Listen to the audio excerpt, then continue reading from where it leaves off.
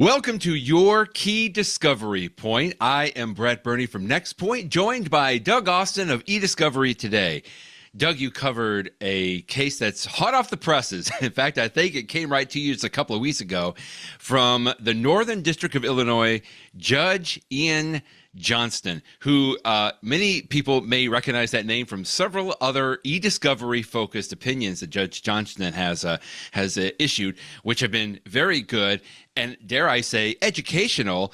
And this latest one, this is Groves Inc. v. R.C. Bremer Marketing Associates, is very insightful and educational. Judge Johnston goes through and provides even several factors about when parties should file 37E spoliation motions. This is a very, very helpful case. Yeah, absolutely. And a little background. I mean, usually I go looking for cases, or in often instances, Judge Peck sends me cases that he thinks would be good to cover, and I pretty much always say yes, because he's got great ideas for cases, and certainly want to include those. Judge Johnston actually sent me this case ruling. Oh, nice. That the day that he issued it, and I think he's made some little joke about here's some weekend reading to put you to sleep or something like that. Which I didn't get a chance to read it until Saturday morning. He'd sent it to me Friday evening, and Right. And I really liked the case ruling.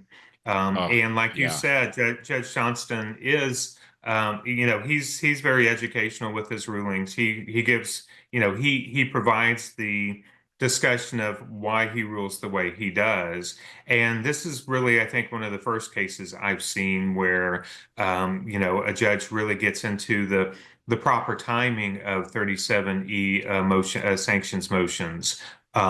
Certainly, Yeah. we've seen some rulings where courts have ruled that they've been filed too late, and that can certainly happen. But in this case, he addresses kind of the sweet spot for when to file a motion, because he says it can be filed too late because at a certain point, you're well past discovery and there's nothing you can really do. But he also talks about that it can be filed too early.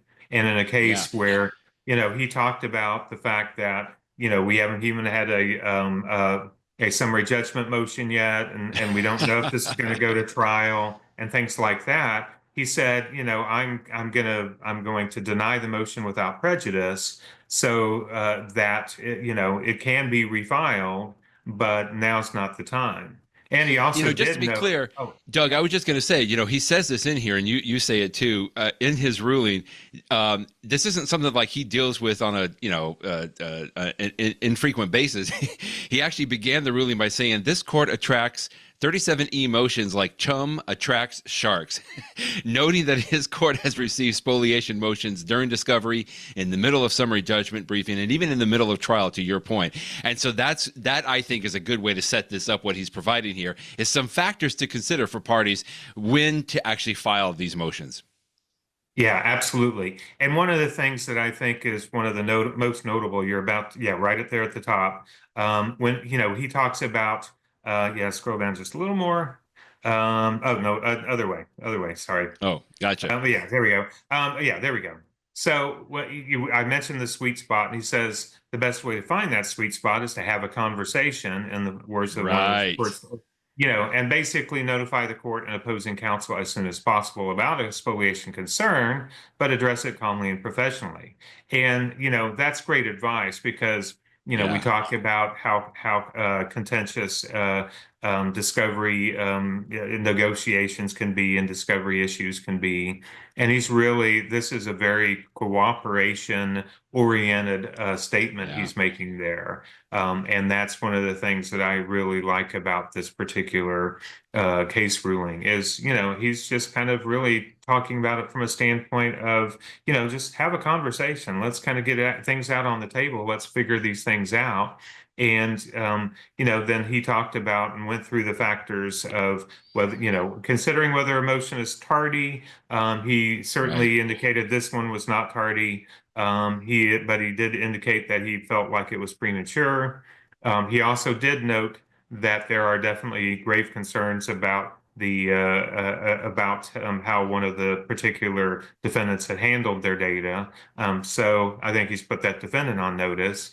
But obviously, I think he's tried to kind of say, hey, this isn't the time for it yet. Let's get through some of these other things within the case, and we can come back to this if it looks like it's going to become an important issue. If the actual lack of evidence is going to be a trial issue.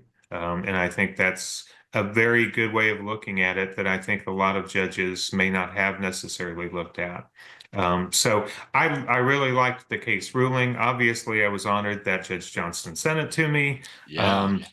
But one of the things when I had read it and I responded and thanked him for it, that last paragraph, Uh-huh. what he said, which I thought was great, was, based on the somewhat conflicting case law, courts should have some grace, patience, and empathy for attorneys who might not be exactly sure when they should file spoliation motions. Right. And that's one of the things that I think really illustrates Judge Johnson as a judge. He really does try to educate. He does try to, really provide some guidance to the attorneys before him, not just, really making rulings that are very short and sweet.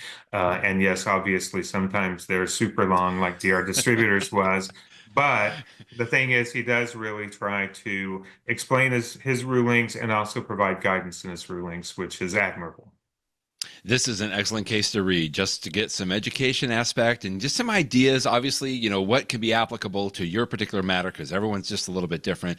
As always, Doug, you do a great job linking to eDiscovery Assistant. We're always appreciative of the fact that we can actually read the entire case there, but you always do a great job of just bringing out some of those highlights there. And from the Nextpoint perspective, love to just point folks, we have an eDiscovery guide called Winning the Meet and Confer Process, because just like you were saying at the beginning, I think some of this and what Judge Johnson was kind of focusing on too, just make sure that you pick up the phone and you talk nicely. Like start talking through some of these issues as early as possible so that they don't have to come to a judge to where they have to write something like that. And that's basically your key discovery point for today. Thanks for joining me, Doug. All right. Thank you, Brett. And we'll see you next time.